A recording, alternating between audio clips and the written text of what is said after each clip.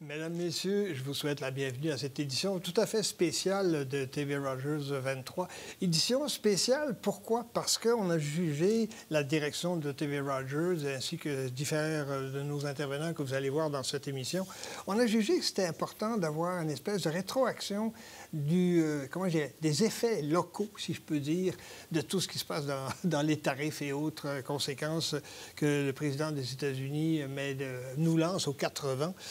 Il y a des effets, évidemment, internationaux, il y a des effets nationaux, c'est évident, je n'ai pas besoin de revenir là-dessus, mais ce ne sera pas l'objet de notre discussion et de notre émission. Ça va être vraiment les aspects locaux. En d'autres mots, tout ce qui se passe dans ce monde suite à l'élection de M. Trump, est-ce que, justement, ça a des impacts chez vous? Et c'est ça qui est intéressant de voir. On va essayer de tenter au moins d'éclaircir ça, bien sûr, d'un point de vue économique, d'un point de vue social, d'un point de vue politique, peut-être d'un point de vue légal, on n'est pas trop sûr, mais on verra. Mais toujours est-il que c'est exactement le but que l'on cherche à vous transmettre dans cette émission spéciale. Alors donc, dans quelques secondes, eh bien, on ouvre le débat avec tous nos invités.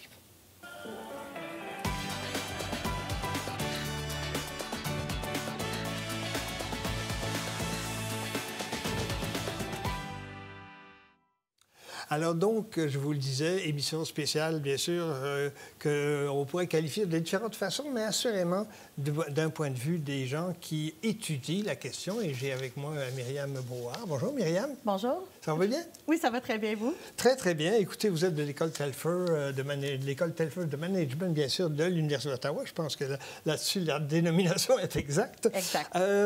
Vous vous occupez particulièrement, donnez-nous un tout petit peu une idée pour commencer de quoi vous vous occupez en tant que professeur à Telfer. Alors, moi, je suis professeure de marketing, puis je travaille spécifiquement sur le comportement du consommateur.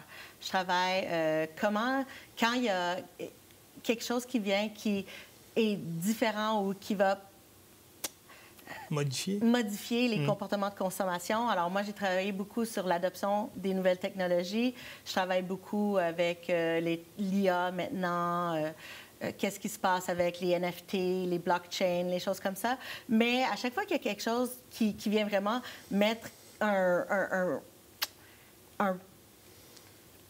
ne sais pas comment, parce que c'est tellement chavirant, là, qu'est-ce qui se passe maintenant, que j'ai pas le bon mot pour parler de ça, là, mais quand quelque chose vient vraiment déranger la façon que les consommateurs vivent, c'est quelque chose qui m'intéresse. Tout à fait, tout à fait.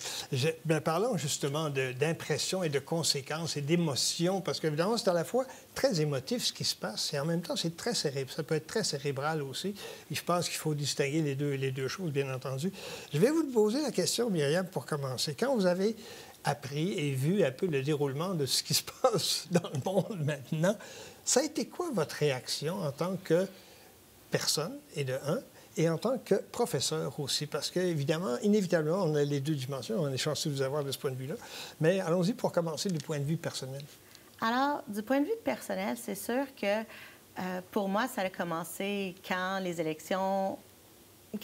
Donald Trump a gagné les élections. Parce que déjà, quand il était sur le campaign trail, il y avait déjà les promesses de mettre des tarifs sur le Canada, les choses comme ça. Alors, je savais déjà qu'on s'en allait vers ces choses-là. Il faut que j'avoue, ça m'a fait peur. En tant que personne, moi-même, juste à cause de la rhétorique, à cause de tout ce qui se passe, même dans le domaine de l'éducation, ça m'a fait peur en tant que personne. En tant que professeur, c'est sûr que toute cette incertitude-là, ça affecte mes étudiants qui vont être sur le marché du travail, puis un marché du travail qui est maintenant un peu bouleversé par la situation. Alors, j'ai beaucoup d'étudiants qui viennent me voir puis qui me disent, OK, bon, ben là, je voulais avoir un stage, j'ai vu qu'il y a beaucoup de compagnies qui n'offrent pas des stages, je voulais, tu sais, aller sur le marché du travail. Je ne sais pas, est-ce que je peux rester à Ottawa? Est-ce que je dois déménager à Toronto, Montréal? Des choses comme ça, parce que là, ils voient peut-être des opportunités diminuer ou ils sont très concernés par ce qui se passe. Alors, en tant que professeur, c'est sûr que pour mes étudiants qui vont graduer, j'ai des étudiants de la 2e année à la 4e année, alors des étudiants qui graduent à la fin de mon cours aussi. je suis très triste pour eux de graduer dans un monde comme ça. Ça s'apparente un peu à quand il y avait la COVID, où est-ce qu'il y avait tellement d'incertitudes que les gens n'engageaient pas. Il y avait les portes se ferment un peu. Tout à fait, tout à fait. Est-ce que c'est un climat aussi que l'on retrouve à l'Université d'Ottawa en général? Parce que, bon, là, vous parlez bien sûr du milieu de Telford, bien entendu, comme tel, dans votre particularité du marketing. Est-ce qu'on peut généraliser un peu cette attitude-là, notamment à l'Université d'Ottawa, peut-être bien à Carleton, il faudrait leur demander, mais en tout cas à l'Université d'Ottawa, assurément. Est-ce que ça a été tellement instantané et tellement, comment je dirais, changeant, que ça s'est révélé sur tout le milieu universitaire? Alors, je pense la semaine dernière, puis ça a été publié hier, parce que j'ai reçu la notice, la journaliste m'a envoyé, une journaliste de l'Université d'Ottawa, du journal étudiant, le Fulcrum, qui m'a contactée pour parler des préoccupations des étudiants. Alors, c'est pas seulement à Telford, là, les étudiants qui finissent en commerce, qui vont aller, mais c'est pas mal généralisé. Puis c'est pas seulement par rapport à leur avenir, par rapport à leur emploi, mais c'est aussi comment ils vivent maintenant avec le coût de la vie qui augmente, qui est assez imprévisible maintenant, le coût des appartements à Ottawa, le coût... alors, c'est vraiment... les étudiants, je trouve qu'ils sont dans une situation qui n'est pas enviable maintenant. Oui, tout à fait. J'ai envie de vous emmener sur l'avenue de l'adaptabilité. Je sais que c'est un grand mot, mesdames, messieurs, mais je pense que, et ça c'est une réflexion tout à fait personnelle suite au constat que moi j'ai fait depuis 6 semaines, comme probablement la plupart d'entre vous également, j'ai l'impression qu'avec tout ce qui se passe, l'attitude la plus sage que l'on puisse avoir, si on peut parler de sagesse, c'est d'être adaptable. Pas nécessairement de s'affoler dès qu'il y a une nouvelle, et une nouvelle et son contraire dans la minute qui suit, mais probablement de s'adapter. Est-ce que vous partagez mon point de vue là-dessus? Alors, je pense que oui, parce que présentement, même juste en écoutant les nouvelles, on était dans la salle verte avant là, de venir ici. Puis là, tout le monde regarde leur téléphone cellulaire, puis regarde toutes les nouvelles qui défilent. Puis c'est comme, ben là, on était sur une voie, puis là, il y avait des tarifs qui allaient être pour 30 jours. Puis là, on vient juste de voir qu'ils vont être mis jusqu'au 2 avril. Alors, d'aller à minute avec toutes les nouvelles, c'est anxiogène, c'est difficile. C'est sûr qu'il y a des choses qu'on peut faire, puis avoir un peu moins de dépendance sur les produits américains, sur certaines choses, vont aider les gens à être un peu moins anxiogènes parce que tu vas déjà avoir des alternatives. Mais même si moi, de façon très intellectuelle, je sais que c'est la meilleure chose à faire, c'est dur. J'imagine. C'est dur. J'imagine un tout petit peu. Est-ce que les gens ne se sont pas habitués, justement, on parlait de marketing, c'est votre domaine, est-ce que ça va permettre ce brouhaha-là qui existe, est-ce que ça ne va pas nous inciter non seulement à réfléchir, évidemment, mais surtout à peut-être moins consommer ou de consommer plus justement? Je prends un exemple, puis là-dessus, vous me voyez venir, mesdames, messieurs. Au lieu de s'acheter un F-150, bien, on pourrait peut-être s'acheter, je ne sais pas moi, une Honda Fix ou une Toyota, peu importe, de moindre grandeur, qui consomme moins, peut-être qui est un peu moins voyant, mais qui est peut-être plus juste à la fois dans l'environnement et à la fois aussi dans le point de vue perspective sociale aussi. Vous comprenez un peu le sens de ma question? Je pense que c'est... Est-ce que ça va nous permettre ça? Alors, j'ai pas une balle, tu sais... Vous n'avez pas une boule de cristal. Alors, je sais pas. Je sais que présentement, je regardais, même ce matin, il y a Interact qui a sorti un sondage avec 1500 personnes. Puis, il y a 79 là, de 1500 qui étaient assez représentatifs de, tu sais, un échantillon représentatif de la population canadienne, qui considèrent que c'est crucial de favoriser les entreprises locales. Ça, on s'entend là-dessus. Oui. Alors, ça, c'est quelque chose que, tu sais, on voit un nationalisme économique qui découle aussi de ça. Je pense que si ça va rester, si ça va perdurer, ça, je ne sais pas. Mais je vois qu'il y a un sentiment de fierté. Les gens sont prêts, dans le même sondage, je disais que 53 sont prêts à payer jusqu'à 5 de plus pour un produit qui est canadien au lieu d'acheter un produit qui est américain. Maintenant, est-ce que les gens sont prêts à moins acheter, à moins consommer? Parce que ça aussi, à mon avis, c'est aussi une voie une façon de sortir du problème, absolument. C'est de moins consommer, non? Alors, je pense que... Je me fais peut-être l'avocat du diable, je sais pas. Non. Le problème, c'est, oui, je suis en comportement du consommateur, puis quand quand j'ai une réflexion sur ces questions-là, souvent, je vois que les gens, ils cherchent des alternatives à la consommation. Alors, leur premier réflexe, c'est pas de moins consommer nécessairement, mais des fois, c'est une alternative à la consommation. Je pense aussi que qu'est-ce qui va arriver, c'est que quand les alternatives à la consommation sont plus chères, ça va pousser les gens à consommer moins, juste de par... On n'a pas des budgets illimités. Alors, il y a un moment donné où est-ce que si on fait certaines décisions, puis des décisions qu'on trouve qui sont juste dans le contexte actuel de moins consommer des produits qui viennent de l'extérieur, puis de plus encourager les compagnies qui sont locales, ça va nous coûter plus cher. Puis quand ça nous coûte plus cher, on a un budget qui va être moins important. Puis là, il va falloir faire des choix dans nos consommations. Est-ce qu'on veut consommer peut-être? Puis je vois aussi les gens qui vont retarder l'achat de certaines choses. Parce que, disons, tu voulais acheter le F-150, ta voiture, elle fonctionne encore. Peut-être que tu vas repousser de 2 ans. Tu sais, tu vas repousser de 1 an. Tu ne vas pas le faire maintenant parce que peut-être que tu n'as pas vu l'alternative que tu voulais. Puis tu n'es peut-être pas prêt encore à ne pas lâcher l'auto, mais tu vas repousser d'1 an. Puis là, ça va diminuer la consommation des gens. Tout à fait. Ce phénomène-là aussi pourrait diminuer l'anxiété aussi. Parce que les gens ont quand même quelque chose à acheter, mais peut-être plus justement. Exactement. Oui, absolument. Tout à fait. Quand on parle de marketing, on parle évidemment de marketing local, bien entendu. Est-ce que, justement, il peut y avoir le mouvement que l'on a présentement, est-ce qu'il peut y avoir des impacts au niveau du marketing local? En d'autres mots, est-ce que vous avez vu qu'on faisait plus de publicité locale pour des produits locaux qu'antérieurement ou non? Alors, je vois que même quand on parle de marketing, souvent, les gens y pensent aux campagnes publicitaires. Puis ça, c'est un des leviers du marketing, mais on peut aussi penser juste à l'étiquetage. Alors ça fait partie du marketing, l'étiquetage. Puis je vois des changements dans la façon que les gens étiquettent leurs produits. Ils mettent de l'avant où est-ce que c'est fabriqué. C'est fabriqué au Canada ou c'est fait à la main localement.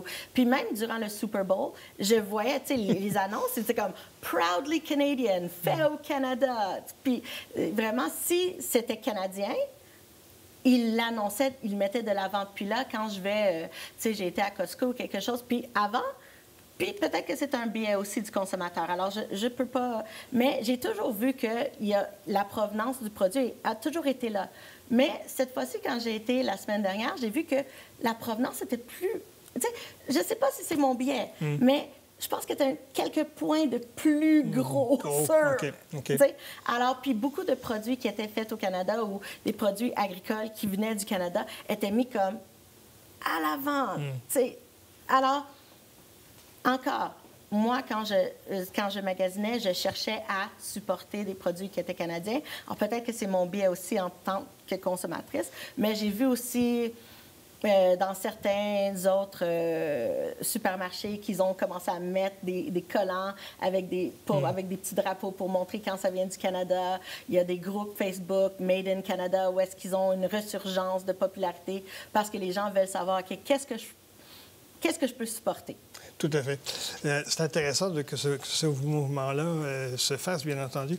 Avez-vous l'impression que ça pourrait conduire, puis là, c'est hypothétique, vous allez me dire, vous n'avez pas de boule de cristal, non, pas encore, mais avez-vous l'impression, justement, que ça pourrait, comment je dirais, avoir des impacts aussi au niveau international? En d'autres mots, le fait que l'on choisisse nos affaires à nous autres, pour commencer, nos produits, bon, etc., que l'on diminue probablement et qu'on soit plus judicieux dans nos achats, est-ce que ça pourrait avoir un impact au niveau de nos achats internationaux?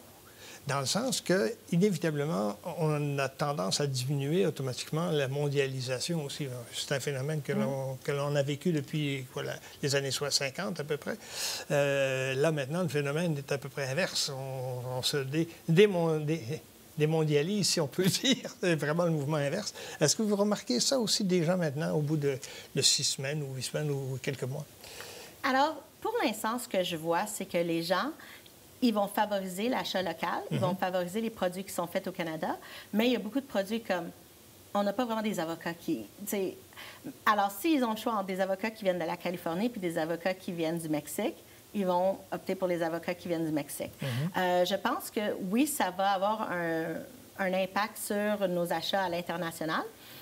Mais je pense aussi qu'il y a des solidarités qui se créent avec les marchés de l'Europe, alors, je pense que présentement, qu'est-ce qui se passe?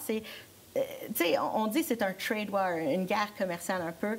Puis, c'est comme...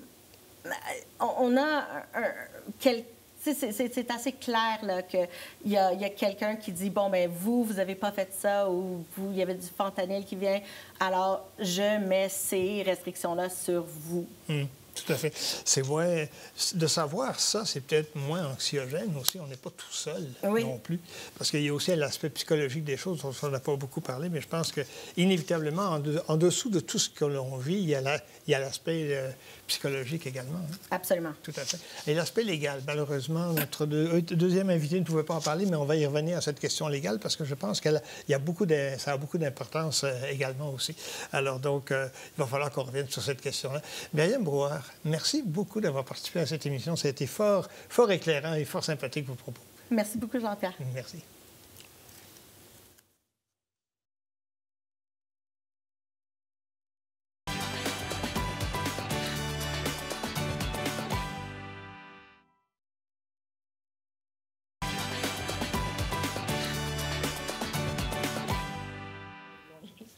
Voilà, alors donc, mesdames et messieurs, on est revenu de notre pause. C'est toujours une édition spéciale sur les effets locaux des gestes du président Trump, bien sûr, dans notre région.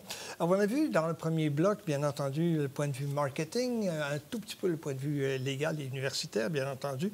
Maintenant, dans la vraie vie, comment est-ce que ça se passe? Et je pense que c'est important. Probablement que mes deux invités vont pas être en mesure de vous donner... comment est-ce qu'elles vivent ça dans leur activité quotidienne, évidemment. Alors, je reçois Antonielli Souza. Bonjour. Allô. Et également Leslie Volkmer. Je pense que la prononciation est correcte. C'est bien prononcé. Merci, bonjour. Je vais vous demander à l'une et l'autre, pour commencer, de nous parler un tout petit peu de vos activités. On va commencer par Antonielli. Vous êtes toutes les deux restauratrices et propriétaires de restaurants, je le précise, mais il y a des spécialités. Alors, Antonielli, parlez-moi un tout petit peu, justement, de votre activité comme telle. Bien, en fait, moi, je suis propriétaire de Rio Açaí. C'est un concept de açaí bowl et c'est vraiment un produit du Brésil.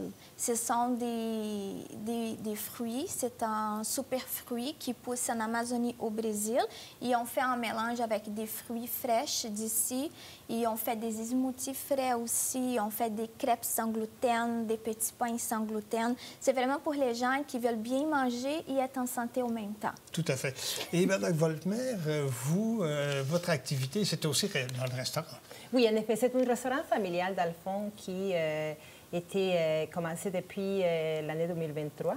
Nous répondons aux besoins des sans gluten, toute problématique alimentaire, à niveau d'intolérance, allergies, etc.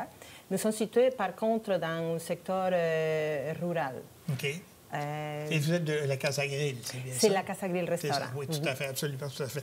C'est intéressant de voir que il y a des gens comme vous qui peuvent venir nous parler justement de comment est-ce que ça se vit, les effets des tarifs, etc.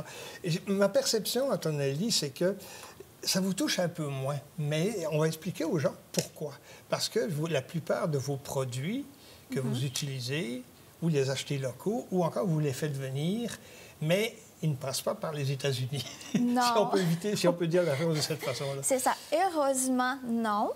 Tous mes produits ils sont importés directement du Brésil. Alors, on reçoit ici au Canada. Ils ne passent pas par les États-Unis. Les cafés, par exemple, on reçoit, c'est un mélange du Brésil-Colombie. La torréfaction est faite ici à Montréal et aussi à Imbali à Montréal. La matière première, la majorité vient aussi du Brésil et on le fait ici, comme les pains au fromage, nos crêpes. Et heureusement, on ne dépend pas directement des États-Unis. Mais c'est sûr que pour moi, personnellement, il va en avoir un impact parce que dans notre vie quotidienne, c'est sûr que les tarifs, surtout quand on ne sait pas quoi attendre, 5 minutes avant de commencer, il y a déjà eu des changements. Surtout quand on ne sait pas qu'est-ce que ça va changer et qu'est-ce que ça s'en vient, c'est un peu difficile aussi d'aller gérer. Alors, en ce qui vous concerne, ce n'est pas tellement la question des produits, parce que les produits, corrigez-moi si je fais erreur, mais si j'ai bien compris, les produits partent du Brésil, s'en vont par bateau jusqu'à Montréal. Montréal, ça part à Toronto. Et après ça, ça revient ici à Ottawa, si je comprends bien le parcours comme tel. Oui, ça dépend toujours. C'est des questions des douanes, mais des douanes canadiennes. Exactement. Mais c'est ça, on est complètement indépendant des États-Unis, comme on doit être à la fin. On ne dépend pas, on ne passe pas par les États-Unis, c'est Brésil-Canada. Tout à fait. Et à ce moment-là, ça veut dire, par conséquent, que les effets dans votre perspective sont beaucoup plus au niveau émotif, beaucoup plus au niveau personnel et au niveau de votre personnel comme tel, des gens qui travaillent avec vous? Mais aussi pour les clients, parce qu'il y en a beaucoup des produits, c'est l'inflation qui est déjà pas bonne, ça va aussi impacter. Il y a aussi le fait que nous, ici au Canada, on ne sait pas vraiment à quoi s'attendre, à quoi planifier. On ne peut rien planifier. Vendredi, c'était des taxes à X. Hier, c'était un autre montant. Les matins, ils pensaient pour les automobiles, mais à 5 minutes avant de rentrer, c'était repoussé en avril. Alors, on ne peut pas planifier. C'est difficile aussi d'aller planifier quelque chose. Tout à fait, tout à fait. Madame Volkmer, parlez-moi un tout petit peu justement de la Casa Grill comme telle. Les produits que vous utilisez viennent d'où et comment est-ce qu'ils vous parviennent? Parce que s'ils viennent à travers les États-Unis, on va tout de suite avoir l'impact, évidemment. J'aimerais un peu savoir comment est-ce que vous approvisionnez, si on peut dire. Bien, le fait que la Casa Grill offre un menu quand même assez diversifié et c'est cuisine internationale, certain que nous, on est touchés là-dedans et on va être touchés là-dedans. Par exemple, nous avons plusieurs repas qui sont faits avec du poulet. Nous utilisons beaucoup de légumes, puis on sait que le Canada, il ne produit pas nécessairement à cause des températures et ça vient de produits des États-Unis. Donc, nous sommes... On peut dire que c'est un triangle dans lequel nous sommes affectés. Au niveau de notre approvisionnement, certains qui vont être affectés, les prix vont augmenter, si tout le monde le sait. Également pour les clients. Les clients, je sais que le fait que nous sommes un restaurant pas trop cher, mais pas trop cheap non plus. Parce que le fait d'offrir un produit plus santé, sans utilisation de micro-ondes ni des agents de préservation, on n'utilise pas des choses nécessairement qui sont congelées et qui tu les réchauffes. Donc ça, cet impact-là, certain que nous, on va devoir être obligés de modifier notre menu. Donc il y a une dépense aussi de travailler sur de nouvelles recettes, élaborer de nouveaux menus. Et tout ça, il faut que se fasse rapide parce qu'il faut, pareil, répondre à des besoins de notre client. Également, à niveau personnel, à niveau de nous comme famille, comme toutes les familles canadiennes, on va être touchés là-dedans parce que Antonielli mentionnait qu'il y a les coûts d'inflation, mais additionnel à ça, il y a tous ces changements-là. Toute cette instabilité-là qu'aujourd'hui, on ne sait pas exactement qu'est-ce que ça va nous attendre demain. Ça nous dit aux citoyens du Canada de dire il faut faire attention, il faut resserrer. Puis les gens vont commencer à couper les sorties au restaurant.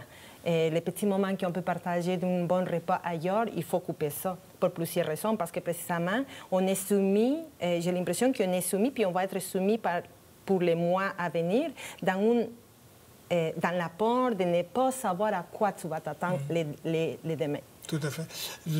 Avez-vous l'impression que on pourrait revivre la même situation désagréable de la COVID, parce que c'est un peu ce qui s'est passé aussi durant la période de la COVID, c'est qu'à un moment donné, on était restreint et on n'a plus pouvoir sortir, et bon, on avait moins de relations avec aller au restaurant, au spectacle, bon, etc., etc. Avez-vous l'impression que c'est un peu la même chose que l'on pourrait subir? D'après moi, non. Dans le sens que... présentement, nous faisons face à une problématique que, pour commencer, on ne s'attendait pas à qu'il y ait un changement si drastique de notre voisin. Mais en même temps, je pense que le fait que les Canadiens, de ce que je comprends, la culture canadienne, c'est une culture quand même qui est capable de s'adapter. D'aller chercher, si je prends juste l'exemple du Québec, de l'histoire. Moi, je suis étudiante en administration publique, sciences politiques, donc je peux m'avancer, il me permet d'explorer un petit peu plus loin, dans le sens de dire, ça ne fait pas longtemps que le Québec était comme il est aujourd'hui.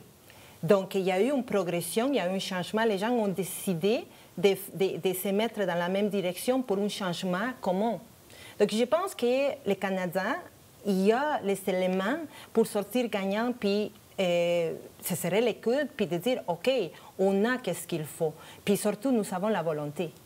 Puis je dis, nous, en tant que Canadiens adoptifs, on a la volonté de dire, on va aller ailleurs, puis pas être dépendants. Puis je pense que ça arrivait le bon moment pour que les Canadiens ils deviennent plus indépendants.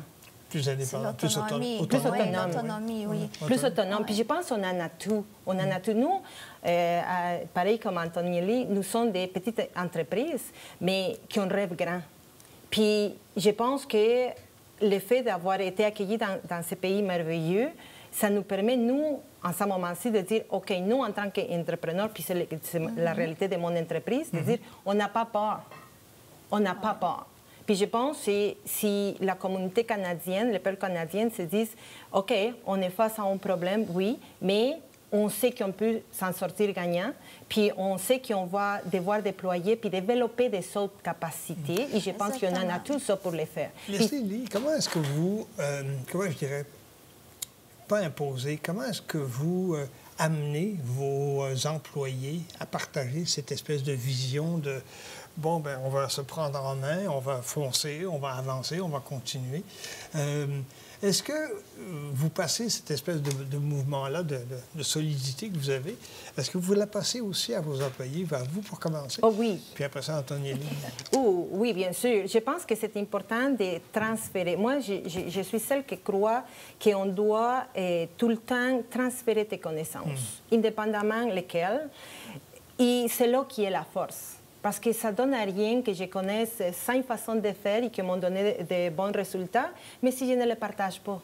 Parce qu'il faut qu'ils s'en aillent de plus vieux au plus jeune ou vice-versa, parce que parfois les gens ils peuvent avoir de super bonnes idées, ils ont une expérience quand même qui peut être gagnant là-dedans. Donc nous, avec nos employés, nos enfants aussi, parce qu'ils font partie de l'entreprise, 3 jeunes enfants, la plus vieille il y a 23 ans, la plus jeune il y a 16. Donc c'est important de les sensibiliser au fait que les problèmes, ils sont pour les résoudre. Tout à fait. Antonielli, c'est la même chose? Oui, je suis d'accord aussi avec Leslie. Nous, on a vraiment une approche avec nos employés. On est toujours à côté. On a même des crêpes qui sont des employés qui ont fait des essais. On avait goûté, c'était délicieux. Et on avait adopté la recette. On est toujours face à nos employés et aussi à nos clients. On écoute beaucoup nos clients aussi. On a aussi des crêpes qui c'était des clients qui avaient suggéré. On a fait des essais. On avait invité les clients à manger. Et ça a super fonctionné, ça a super bien été. Et c'est sûr qu'il faut toujours en avoir un échange. Nous aussi, on a une entreprise familiale. J'ai aussi mes filles qui sont impliquées là-dedans. La plus vieille a 21, elle travaille beaucoup avec nous, elle donne beaucoup d'opinions et tout. Et la plus petite, elle va en avoir bientôt 9 ans et elle aime ça travailler aussi avec nous. Alors, des fois, les clients y arrivent. Non, c'est moi qui prends la caisse. Et, on écoute beaucoup. On est toujours à l'écoute de nos employés et nos clients. C'est drôle que vous ameniez ça, Antonielli, parce que justement, j'avais sur mes feuilles l'apport familial. Est-ce que vous avez l'impression que les plus petites entité commerciale, vous, par exemple, les petits restaurants, on ne peut pas dire que vous soyez un très, très grand restaurant là, comme tel, au niveau de nombre, à tout le moins. Est-ce que vous avez l'impression, justement, que cette entreprise familiale-là a plus de chances de s'en sortir que quelqu'un qui a une plus grosse industrie ou une plus gros restaurant, par exemple, ou quelque chose de genre, une plus grosse entité en tant que telle? Parce que les liens sont plus proches, parce que l'exercice entre les gens qui la composent est plus facile, les relations sont plus faciles.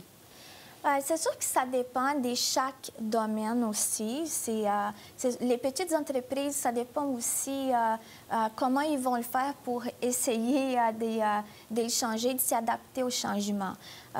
Comme Leslie disait, nous, on a déjà laissé tout ce qu'on avait. Nous sommes des immigrants ici. Moi, ça fait 16 ans que j'habite au Canada. Ça fait longtemps, mais quand même, j'ai tout laissé une vie que j'avais avec mon conjoint et on était obligés de s'adapter à un nouveau pays, une nouvelle culture. La même chose, il va arriver maintenant.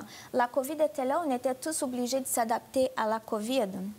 Et maintenant, c'est uniquement avec les États-Unis. C'est le temps que le Canada puisse s'adapter aussi, d'aller faire affaire avec les autres pays. Et ça n'existe pas que les États-Unis.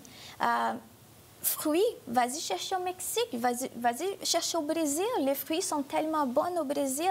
Vas-y chercher en Colombie. Il n'y en a pas juste les fruits des États-Unis. Vas-y faire affaire avec les autres pays qui ont aussi besoin de cet échange-là. On pourrait oublier un peu les États-Unis et aller voir les autres pays.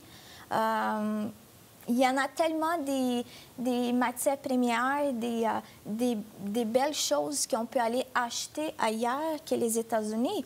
Et un jour, s'ils veulent devenir des amis ou faire des échanges, OK, ça va être toujours une option, mais ils ne sont pas les seuls qui puissent faire des affaires. Tout à fait. Et je pense que ça a manqué dans tout cet exercice-là, c'est justement de développer des liens avec, non seulement avec des grandes compagnies, mais aussi au niveau plus local. D'accord, Leslie? Oui, en effet. Puis pour répondre à la question, moi, je dirais que quand on pense aux défis qui ont une petite entreprise à différence d'une grosse entreprise, puis surtout des entreprises familiales, je dirais il y a les bons côtés puis les mauvais côtés. On sait que toujours les grands défis qui vivent les petites entreprises familiales, c'est précisément la proximité parce qu'on est des membres des familles. Comme la réalité, c'est que parfois les enfants, ils vont agir pas comme si c'était un employé complètement sans aucun lien de parenté. Donc, moi, souvent, je dis, il faut que tu parles des choses. Il faut que tu dises c'est quoi tes attentes et c'est quoi, qu'est-ce que j'ai à offrir aux autres. Donc, je pense que quand cet élément-là est mis sur la table, les gens ils vont savoir qu'est-ce qu'ils vont attendre de moi, puis moi, qu'est-ce que je vais m'attendre d'eux. Et c'est une des choses que ça fonctionne dans notre cas. Puis certain que pour les petites entreprises, je pense que le fait qu'il y a un manque d'expérience qui est en train de consolider, de bâtir une expérience, l'aide des organismes, l'aide du gouvernement, c'est crucial. Tout à fait. C'est vital. Le support de la communauté aussi, de comprendre les problématiques, puis le fait de ne pas avoir peur, c'est le fait de l'avoir parlé. Tout à fait. Bien, écoutez, je suis content que vous ameniez cet apport de la communauté et du resserrement familial. Je pense que c'est une lueur d'espoir, sans aucun doute, avec ce que l'on vit, bien entendu. Antonielli Souza, merci beaucoup. Ça fait plaisir. Et Mme Leslie Volkmer, merci beaucoup de votre témoignage. C'était tout un plaisir. Je pense que ça va être fort utile pour ceux et celles qui nous écoutent. Merci. On vous revient tout de suite après cette pause, mesdames, messieurs.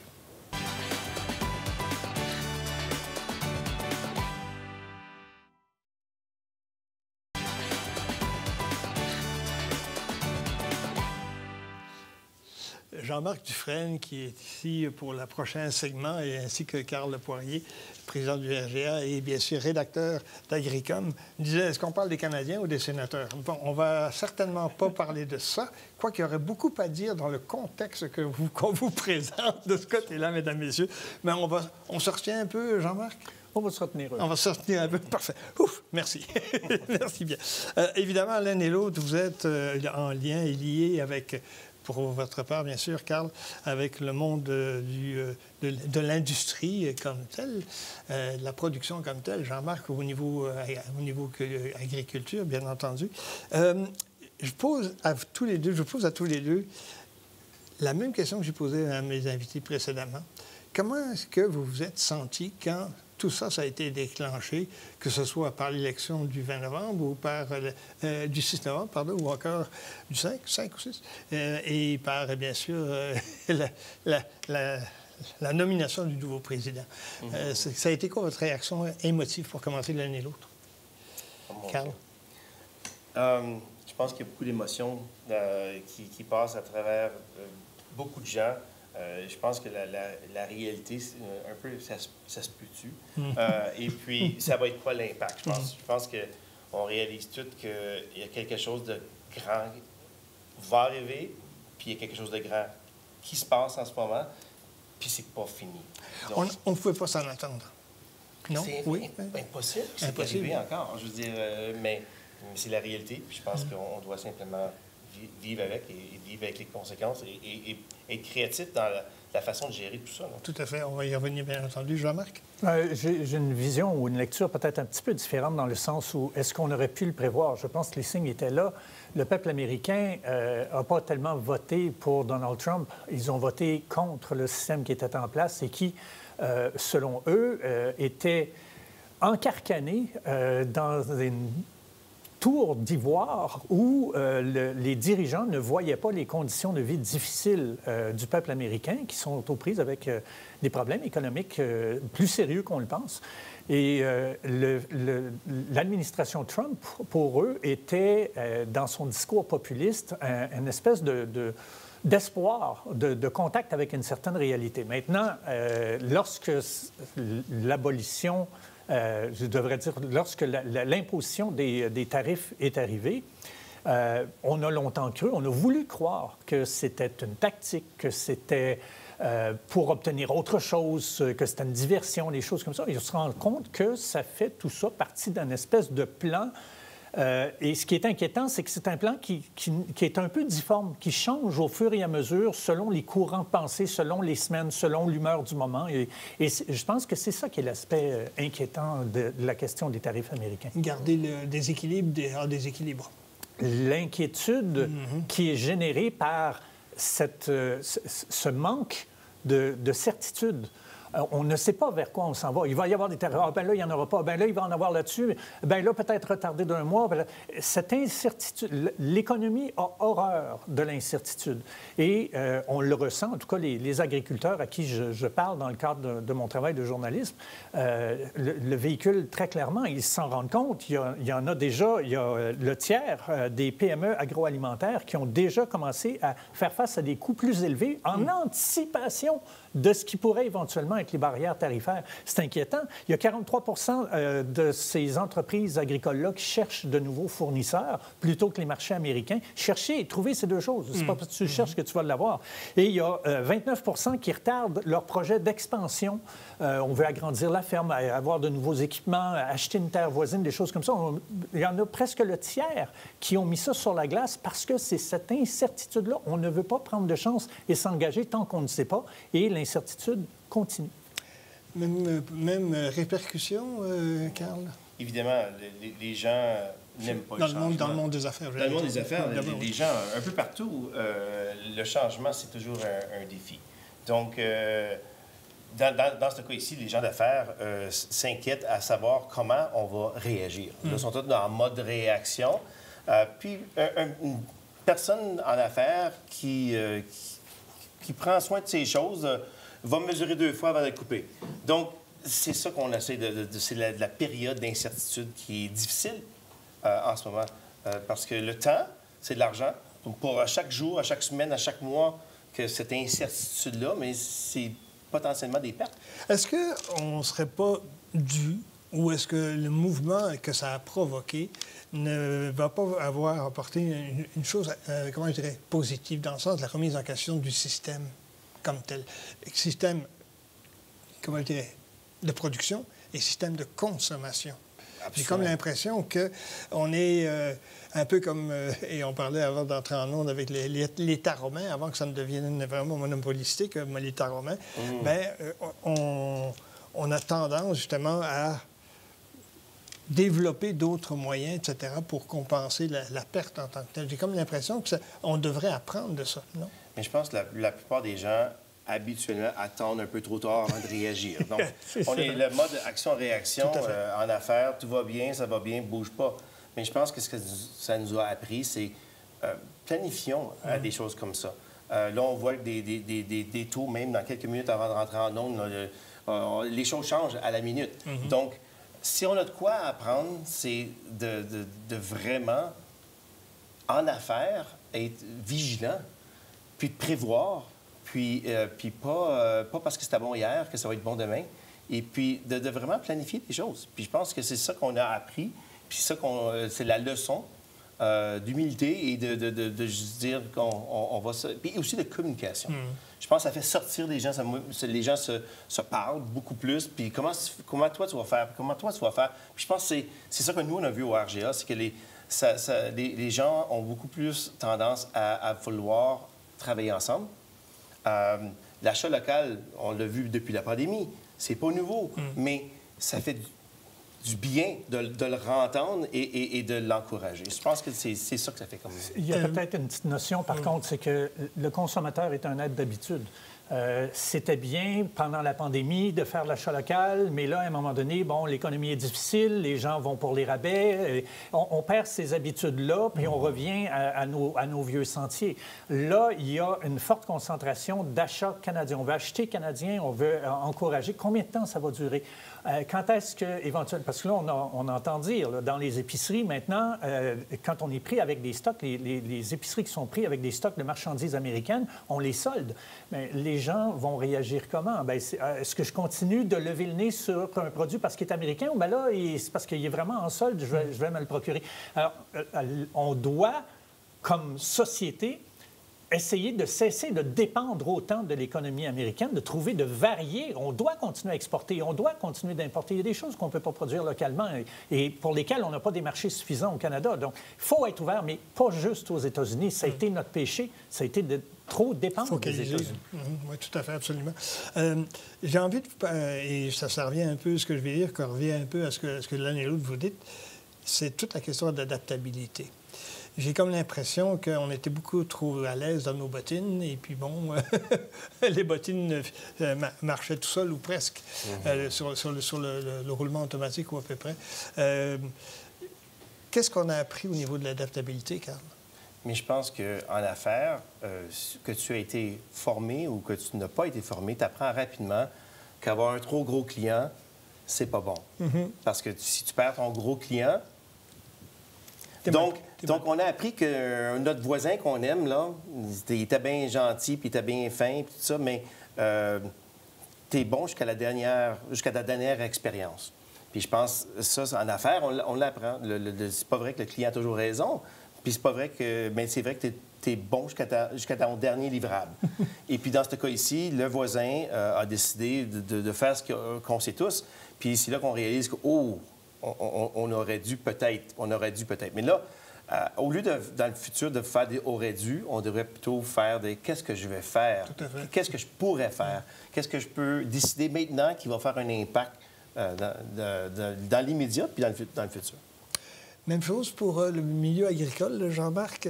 C'est un peu plus difficile, j'ai comme l'impression, l'adaptabilité, parce qu'évidemment, il y a le phénomène, comment je dirais, environnemental et atmosphérique qui joue beaucoup dans le cas de l'agriculture, bien entendu. C'est un peu plus difficile, non? Les défis auxquels font face les agriculteurs, tu l'as mentionné, la météo, les intrants, le prix des intrants, sur lesquels parfois c'est la bourse de Chicago qui décide quel est le prix des grains. Alors, ça, c'est des choses sur lesquelles ils n'ont pas le contrôle. Le jour où on impose, par exemple, 25 de tarifs sur le porc canadien vendu aux États-Unis, bien, s'ils vendent moins de porc, le gars qui fait pousser du maïs et qui vendait le grain de maïs au fermier qui, lui, élève des porcs à côté, bien, il n'en vendra plus autant parce que l'autre ne vend plus autant de porc. Je parlais avec un représentant d'une firme qui vend de la machinerie agricole. Et quand on parle de machinerie agricole, la moindre moissonneuse-batteuse aujourd'hui, c'est 800 000 à 1 million de dollars. Et il m'a dit, écoute, au mois de janvier, on a eu 2 clients là-dessus. Il y en a un des 2 qui venait voir les prix parce qu'il voulait voir si ça lui coûtait moins cher de faire venir son équipement d'Europe plutôt que de l'acheter au Canada.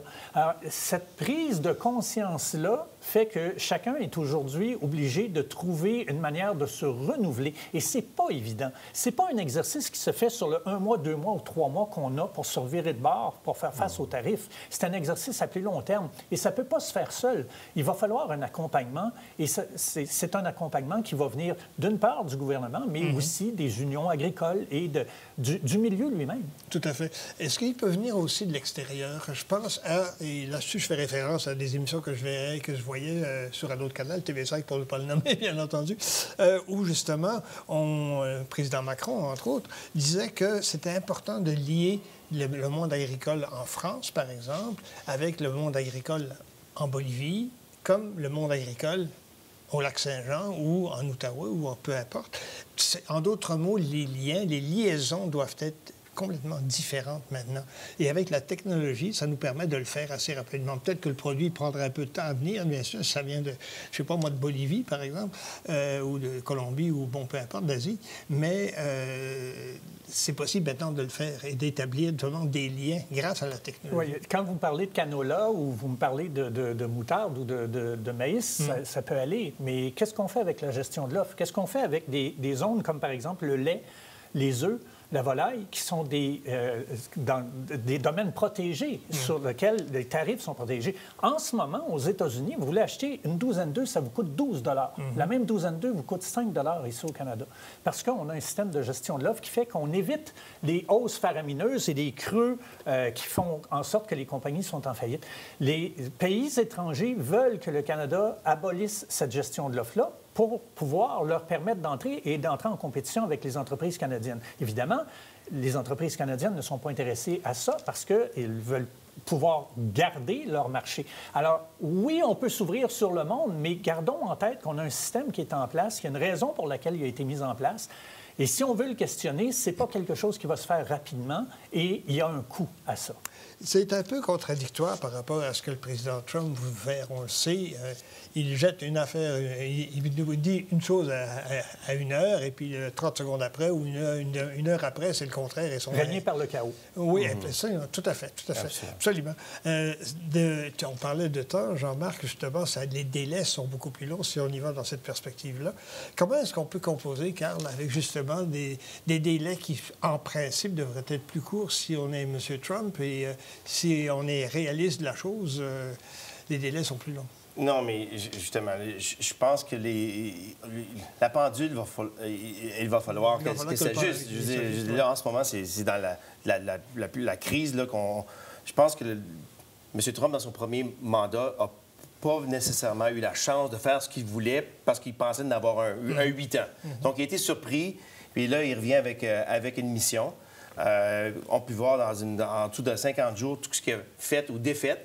Donc, je pense que c'est une question de laisser, malheureusement, un peu le temps passer. Là, on peut voir d'heure en heure, de jour en jour, que les menaces changent, les choses. Mais l'impact est là. Puis je pense qu'on doit prendre ces situations-là pour apprendre.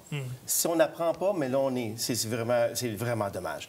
Puis je pense qu'on a appris de la pandémie. On a figuré qu'on était capable de faire des vaccins dans des délais incroyables. Donc, il faut aussi prendre cette opportunité ici de communiquer, de réseauter, qu'ensemble, comme communauté de la région, on est capable d'aller beaucoup plus loin.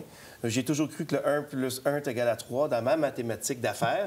Donc, je pense qu'il faut prendre avantage de cette situation-là. Le RGA est là justement pour se donner cette plateforme-là de réseautage et de gens qui sont prêts à s'ouvrir, aider et participer à quelque chose qui est plus grand qu'eux, de les deux côtés de la rivière. Et c'est justement pour ça qu'il faut prendre le temps, maintenant, de réagir et pas attendre. Tout à fait. M. Poirier, j'irais peut-être même plus loin en disant qu'un organisme comme le RGA ou comme l'UQFO doivent même faire plus que ça et éventuellement fédérer des forces plus grandes au niveau national. Les efforts qu'on fait doivent servir d'exemple, mais éventuellement, il faut aussi, on le voit, là, la leçon est là, je pense que la force est dans le nombre. Et peut-être qu'on est rendu au moment où il va falloir renforcer les liens qu'on a avec des organismes nationaux au Canada. Absolument. Et je vais aller ajouter, Jean-Marc, je pense aussi de renforcer les liens avec les organismes communautaires au sens large du terme. Je ne parle pas seulement des TV Rogers ou d'Unique FM ou de la radio, etc., ou des journaux, mais la communauté aussi. Moi, je pense aux situations des femmes, par exemple, qui font face à toutes les questions dont on vient de débattre au cours de cette dernière heure. C'est assez phénoménal et je me demande comment est-ce que des organismes qui parlent, par exemple, qui sont là pour aider les femmes, comment est-ce que, justement, elles réagissent également. Je pense que c'est important de tisser des liens aussi avec ces organismes communautaires-là, non? Non, absolument. Puis je pense que les femmes d'affaires, dans mon cas, je dis, ils ont tellement une belle présence. Le momentum est là. Nous, chez ORGA, on a des événements, des activités créées pour eux, avec eux et pour leur rayonnement. Donc, justement, je pense que c'est une belle opportunité de célébrer ce qui a été accompli, puis prendre cette énergie-là pour aller vers l'avant. Et puis pas prendre ce temps ici, là, vraiment prendre l'impact qu'on a pour pouvoir aller plus loin, parce que je pense que c'est le temps, là. C'est l'effet trampoline. Absolument. On rebondit. on prend l'avantage de ce qui se passe dans les médias, puis prendre l'avantage pour aussi se parler, même en parlant entre nous, on développe des liens d'amitié, des synergies que si on aurait resté à la maison, on n'aurait pas fait l'effort de parler, de discuter, on n'aurait pas acquis ça. Tout à fait. Point de vue journalistique, Jean-Marc Dufresne, est-ce que c'est la même chose? J'aimerais avoir ton avis là-dessus, parce qu'évidemment, tu es journaliste de profession. Est-ce que les journalistes se rendent compte, non seulement ils traduisent et nous font part de ce qui se passe, bien entendu, mais aussi se rendent compte de l'urgence ou de la non-urgence de la situation? Ils le vivent au quotidien. Il y a un vieux dicton, c'est pas moi qui l'ai inventé, mais dans les salles des nouvelles, on dit « bonne nouvelle, pas de nouvelles oui. ». Alors, comme on patauge dans des nouvelles au quotidien qui sont lourdes d'impact au niveau économique et social, c'est sûr que les journalistes sont tout à fait conscients. Mais j'aimerais, si tu veux, juste faire un pas de reculons, parce que tantôt, tu as abordé la question des femmes. Je sors d'une rencontre avec l'UQFO, l'Union culturelle franco-ontarienne, qui est le pendant féminin de l'Union des cultivateurs franco-ontariens.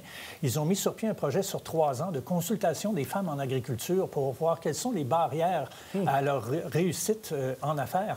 Et j'entends encore aujourd'hui qu'une femme agricultrice qui se présente pour avoir un prêt à la banque de 500 000 $ pour un équipement agricole va se faire poser toutes sortes de questions qu'on ne posera pas à son mari qui vient pour le même montant d'argent. Alors, au niveau de la société, on a encore quelque chose, on a encore un chemin à faire pour, justement, si on veut avoir une économie florissante, on peut-tu enlever certaines des barrières qui sont désuètes? Absolument. Des attitudes, évidemment. Tout à fait. Absolument. Tout à fait, tout à fait. Écoutez, messieurs, Carl Poirier et Jean-Marc Dufresne, un grand merci d'avoir contribué, j'espère, à éclairer un tout petit peu et rassurer jusqu'à un certain point nos téléspectateurs. Je vous remercie de votre contribution à cette émission et on va espérer qu'on aura l'occasion de se rencontrer là-dessus. Merci de l'invitation. C'est nous qui vous remercions. Merci beaucoup. Alors donc, mesdames, messieurs, voilà, c'était notre point de vue à TV Rogers 23 sur les conséquences et les séquelles, justement, de ce qui se passe dans ce monde des tarifs de M. Trump et dans les attitudes, bien entendu, que ça provoque à gauche et à droite et dans le milieu social et bien sûr et un peu partout. J'espère que ça vous aura... que ça vous a été et que ça vous sera utile de voir et de réentendre cette émission. On a apporté plusieurs points de vue, plusieurs avenues également. J'espère qu'effectivement, ça vous sera fort utile. Ici, Jean-Paul Moreau, je vous remercie de votre attention et je vous retrouve quelque part à un moment donné sur les ondes locales, que ce soit à la radio ou à la télévision. C'est un sujet qui est loin d'être épuisé et on va certainement en reparler. Merci beaucoup.